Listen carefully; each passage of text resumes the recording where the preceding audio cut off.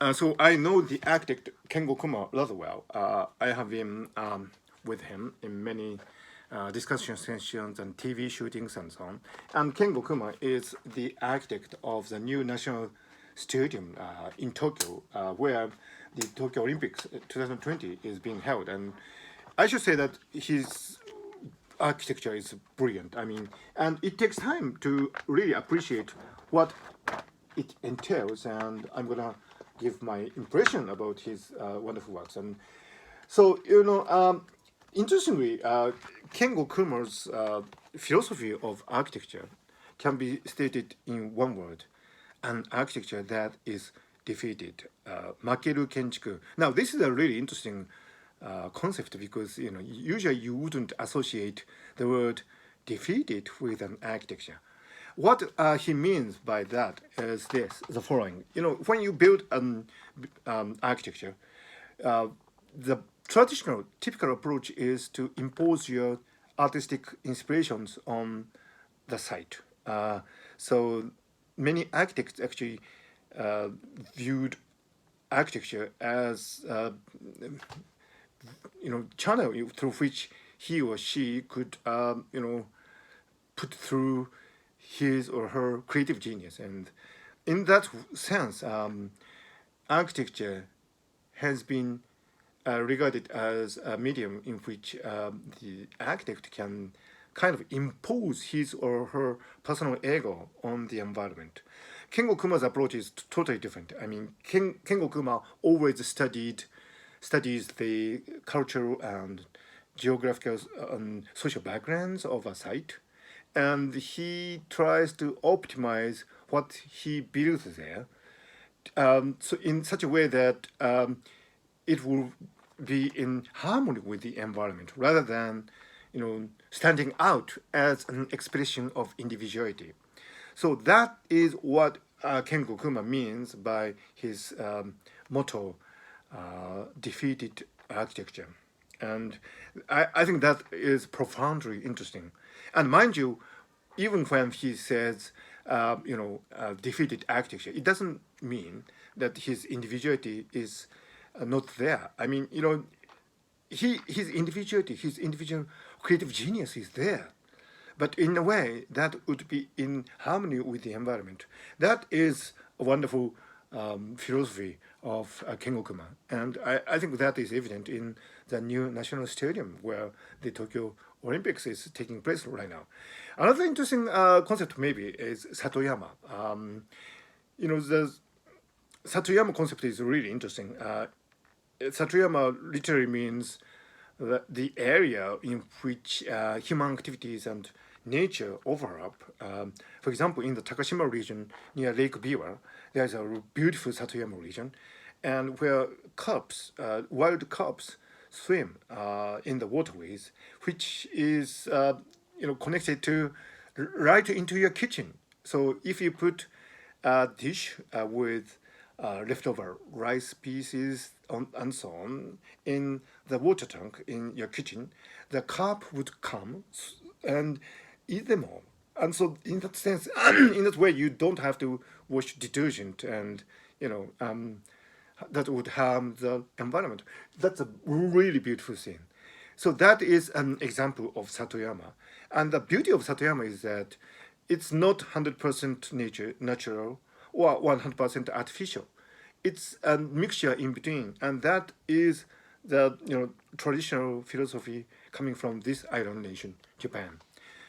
So Kengo Kuma's new national stadium in Tokyo is a kind of Satoyama in that he put a really wonderful collection of trees in the stadium, and the trees would grow over the years. And if you go to the national stadium now, you would already see growing, you know, uh, groups of trees here and there, and that is wonderful. But come back in 5 years, the scenery will be more natural. And that is kind of reproduced Satoyama right in the middle of a busy big city like Tokyo. So this philosophy of Satoyama, that through the interaction between human activities and nature, you can create a unique environment. I think this is very important in the coming years because, after all, we are living in an era where we have to be conscious of the Earth's environment, and so we need to curb our activities, and that is for certain. But at the same time, we cannot make human activities zero, and that would be impractical. So trying to achieve a beautiful Satoyama balance is a really great approach to architecture. And as this, recent wonderful BBC coverage of Kengo Kuma's National Stadium, portrayed, this architecture is much more a statement rather than a pure design. I mean, it's a statement on the relationship between nature and humanities, and in that sense, it's great. And the way the trees are planted in the new national stadium is, something based on the bonsai tradition. Bonsai, as you know, is Japanese miniature art of putting trees in small pots and let it grow there for hundreds of years from time to if in the best scenario. And there are wonderful collection of bonsai in the imperial palace. And some people might say that this is not great in terms of letting the trees have their full potential, come out. This actually is a really wonderful technology to make diversity possible in a limited space. Because if you go to a forest, you see many sprouts, but these sprouts do not have the potential of fulfilling their potential, life cycle because the trees are already there. So the big trees are already there, so they have a monopoly of the environment. So the young sprouts do not have a chance.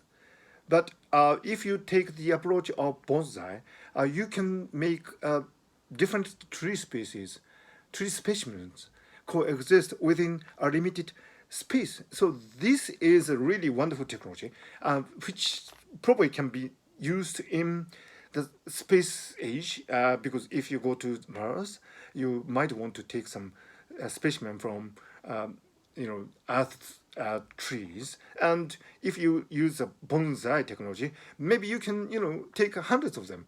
So if Noah was alive today, I'm pretty sure that he would have taken pots of bonsai on his ark. So in that sense, Kengo Kuma's design of putting trees in pots, not in such a small scale as bonsai, but inspired by bonsai, is a really wonderful statement on the relation between Earth, the environment, and human activities. So to conclude, Kengo Kuma's work is brilliant. And after the Tokyo Olympics is over, I think people will have many, many years to appreciate the gradual change of the trees put on architecture. And there you would probably see a beautiful Satoyama environment being created right in the middle of the busy city of Tokyo. And what can be done in Tokyo can be done in other cities as well. New York, London, Paris, San Francisco, Los Angeles, and Beijing. So that would be a really wonderful inspiration to spread around the world. This has been Ken Mogi in Tokyo.